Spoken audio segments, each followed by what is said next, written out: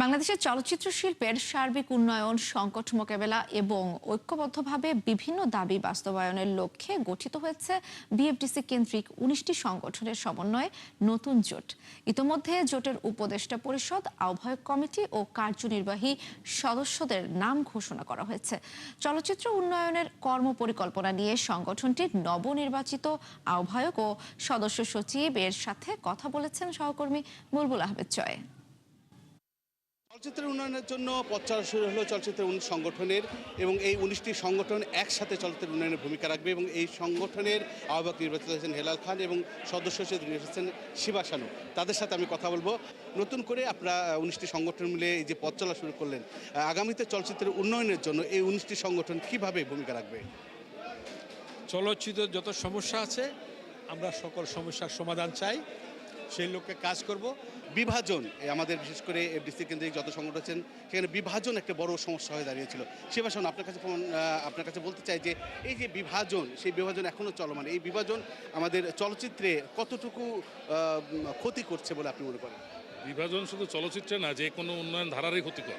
উন্নয়ন ধারাকে প্রতিহত করে বিভাজন। যেমনটি আমার সম্মানিত আহ্বায়ক সাহেব, সভাপতি সাহেব বললেন যে আমরা ঐক্যবদ্ধভাবে চলচ্চিত্রকে এগিয়ে নিতে চাই, আসলে তাই। আর যে সমস্যাগুলো চলচ্চিত্রের আছে সেগুলোকে আমরা প্রায়োরিটি ভিত্তিতে কোনটা আগে করা দরকার সেটা আগে সমাধানের চেষ্টা করব। আমরা সরকারের কাছে যাব, যেমনটি আমাদের সিনেমা হল নির্মাণ দরকার সেগুলো করব। এখনকার যে পরিস্থিতিটা কঠিন পরিস্থিতি, এই পরিস্থিতি থেকে উত্তরণ ঘটাতে হলে আমাদের সকলকে ঐক্যবদ্ধ থাকতে হবে, বিভাজন নয়। আর বিভাজন যারা করতে যাচ্ছে আমরা ধরে নিতে পারি তারা উন্নতি চাচ্ছে না। হেলাল খান, আপনার কাছে বলতে চাই যে মৃতপ্রায় এফডিসিকে প্রাণ ফিরিয়ে আনার জন্য সবার আগে অগ্রাধিকার ভিত্তিতে কোন কোন বিষয়গুলো উনি সংগঠন দেখবে? দেখেন, আমাদের যে ১৯ সংগঠন, এই ১৯ সংগঠনের সবাই জানে, কিন্তু যার যার সমস্যাগুলো তারা তুলে ধরবে এবং তুলে ধরেছে ইতিমধ্যে। তো আমাদের এই সমস্যাগুলো আমরা নিজেদের ভিতরে আমরা আলোচনা করে আমরা সমষ্টিগতভাবে আমরা সরকারের কাছে তুলে ধরবো। তো শিবাসন, আপনার কাছে জানতে চাই যে শুধু কি দেশীয় সিনেমা দিয়ে আমাদের চলচ্চিত্রের উন্নয়ন সম্ভব?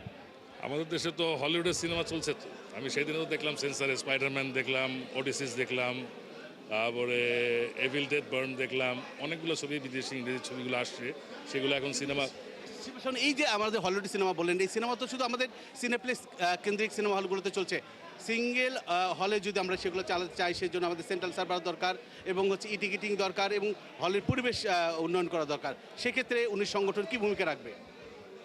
আমাদের এটা অনেক আগেরই দাবি। দেখেন, সিঙ্গেল স্ক্রিনগুলো ছাড়া কিন্তু বাংলা চলচ্চিত্র বাঁচবে না। তো সিঙ্গেল স্ক্রিনটাকে আবার যুগোপযোগী করতে হবে। আপনার সিট ক্যাপাসিটি, সিটের ইয়েগুলো সুন্দর করতে হবে। আমাদের সেখানে শীতাতপ নিয়ন্ত্রণ ব্যবস্থা করতে হবে। সেখানে others facilities like food court, children playground বা অন্যান্য আরও ফ্যাসিলিটিস থাকতে হবে। একটা মাল্টি বিজনেসের একটা সেন্টার করে সেখানে সিনেমা হল দিতে হবে। তাতে হবে কি, দেখেন, যিনি সিনেমা হলের বা ওই জায়গাটা যিনি মালিক থাকবেন, তাতে করে সিনেমা যদি খুব একটা ভালো না সেল করতে পারলো, তার আদার্স যে আছে ফুড কোর্ট বা প্লেগ্রাউন্ড বা অন্যান্য যে দোকান টোকান থাকবে, সেগুলো বিজনেসে সে কিন্তু কাভার করতে পারবে। সো এরকম সম্মিলিতভাবে কিছু কিছু প্রজেক্ট করা দরকার, যেটার ফলে মানে শুধু সিনেমা হল কেন্দ্রিক থাকলো না, আরও একটু মাল্টিপল কিছু ব্যবস্থা হবে। এইভাবে করে আমাদের এগোতে হবে। আর সবচেয়ে প্রযুক্তির সাথে এগিয়ে যেতে হবে। সেক্ষেত্রে আপনার সেন্ট্রাল সার্ভারের একটা দাবি উঠেছে, সেক্ষেত্রে কি অনুসংগঠন কাজ করবে? ইনশাআল্লাহ আমাদের এফডিসির আয়োজনে আগামী কিছুদিনের মধ্যেই সেন্ট্রাল সার্ভার এবং ই টিকিটিং নিয়ে একটা আলোচনা সভা হবে, যেখানে হেলাল ভাই থাকবেন উপস্থিত।